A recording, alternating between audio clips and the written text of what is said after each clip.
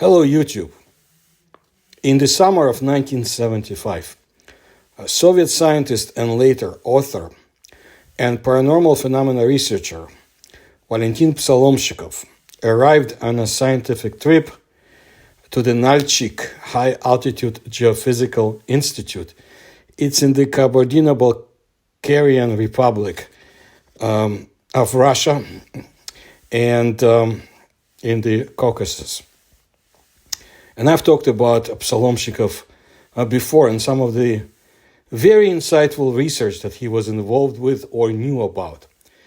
Well, when he got to the area, he met an acquaintance of his who had completed postgraduate studies at the Leningrad Hydrometeorological Institute, and his acquaintance remembered that Psalomshikov was dealing with the problems of atmospheric electricity. And what he did is he abruptly changed his friend's plans. You did not arrive well for you. The chief won't be here for a few days. And I have a case just in the area of your interests. Let's go. I will drive. On the way, it turned out that they were heading to the Chegem Gorge, or Chegem Gorge, where according to the acquaintance, some kind of devilry was regularly observed. You see, in those days, the concept of anomalous phenomenon was not yet in use in the Soviet Union. And this was not something that the ideological regime appreciated. Mysterious glowing spheres fly over the mountains at night, and they exist long enough, and sometimes columns of light go to the zenith. The pillars do not move, but when one goes out, one or two new ones appear somewhere to the side. The path turned out to be a long one, and at the end of it, Psalomshikov and his acquaintance got out onto a small plateau where there was a pair of green Kung vents, decimeter range radar, and some other antenna complex located on the roof of the van on a turntable. Kung is a Russian abbreviation for Standardized Military Vehicle Module/Trailer System. At first, Psalomshikov thought that the military was doing something there. But when they got closer, they found almost completely undressed young man at a table that was pulled out, and they were soldiering something in blocks removed from the radar. A little further away, a mobile diesel power plant was quietly rattling, at the moment powering only a couple of soldering irons and one radio receiver. These guys are from a research institute near Moscow, Psalomshikov's acquaintance explained. They're dealing with the problem of radio emission of clouds. They are electronics engineers themselves and want to talk to someone who is interested in atmospheric electricity. Well, Psalomshikov did not dwell on their work in detail. By orders of the Ministry of Defense USSR, the guys were engaged in research of electrical processes in clouds and electrification of aircraft in them. And in the course of these innocent activities, a number of strange phenomena were discovered, which were not explained either in the literature or by experts.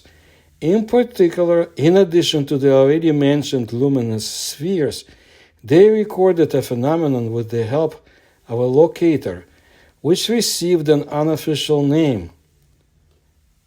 This phenomenon, dancing phantoms.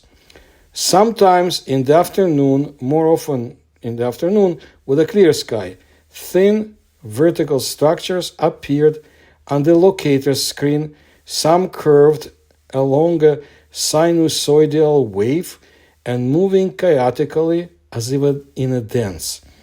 They were observed over a mountain range located a few kilometers from the base camp. In the same direction, glowing pillars could be seen at night, only behaving much more calmly. In bad weather and cloudy skies, these phenomena were not observed. Unfortunately, the electronics engineers could not show Psalomshikov these phantoms. You see, these engineers repaired radar units at the high altitude, over 2,000 meters, electrolytes began to leak or even explode. One of the employees had just left for Moscow to get more reliable capacitors, and Valentin Psalomshikov was offered to take the vacant place in the residential kung they used and admire this fiery extravaganza at night. Alas, he did not see the luminous pillars, but the luminous dots against the background of the mountains flew almost like in whole squadrons. The only hypothesis that Psalomshikov could put forward at that time was that mechanoelectrical and piezoelectric effects in rocks during their deformation, both of a seismic nature and with uneven solar heating. In laboratory conditions, simulating this process, electric and electromagnetic fields, light flashes, electron emissions, and even X-rays are recorded during compression of some rocks. Some of these factors can lead to air ionization, and ionization traces are perfectly detected by radars.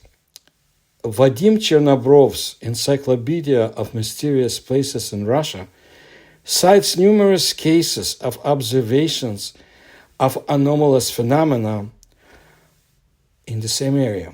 For example, on evening of September 9, 1988, the staff of the glaciological expedition of the North Caucasus Hydrometeorological Center observed 5 glowing spheres stretching in a chain near the mountain range. The diameter of each was 2 to 3 meters. On the same day, 3 hours later, several vacationers of the Alpine, so to say, campsite also saw 5 spheres, but lined up in 2 rows. Exactly 1 year later, on September 9, 1989, another glaciological expedition observed a large fireball there and managed to photograph it. And then March 29, 1990, at midnight, a dome-shaped glow of bright yellow color was recorded over the mountain range with a red border along the edge. The glow was observed for about half an hour. In August of the same year, an expedition of the Rostov section for the study of anomalous phenomena arrived in this area. They set up their base camp at the altitude of 3,600 meters. Here are excerpts from their report. It was cloudy at the beginning of the project, then it cleared up. Bright stars were burning above the camp. Looking closer, they were surprised to see a giant dome above them, like a crystal sphere, glittering from the twinkling of the stars. Its dimensions are 0.8 to 1 kilometer in diameter and 300 meters altitude. Half an hour later, glowing pillars appeared in the area of the crater, going up to the stars. The color was silver blue. A faint flickering glow was observed several times at the side of the crater. And then at 3 hours, lights began to light up 200 meters from the tents, greenish emerald glowing spheres with a diameter of no more than 20 to 30 centimeters. They flashed after an equal distance, 8 to 10 meters, and equal time, 3 to 5 seconds. Then a garland of 20 to 22 lights lit up, and after 15 seconds, it disappeared. After coming back, it turned out that both exposed and clean photographic films that had been in this anomalous zone were partially illuminated. White and black dotted lines were found on the unexposed one after development. A white sphere appeared on one of the films, which was not visually observed. You can find a lot of strange things in the Caucasus Mountains, but this phenomena that I have described, it's very interesting. Of course, Psalomshikov left no more notes about it, and I highly doubt that anybody researches this today, but maybe someday, maybe. I know Caucasus Mountains, but from many decades ago. Fascinating place. And I've told you about Georgia and a few other places, including Armenia, of course, Azerbaijan, and so forth. So if you like my videos, and I promise to give you more interesting stuff in the future, you can please help me through the links you find in the description to this video. Please like my videos, subscribe to my channel. Thank you.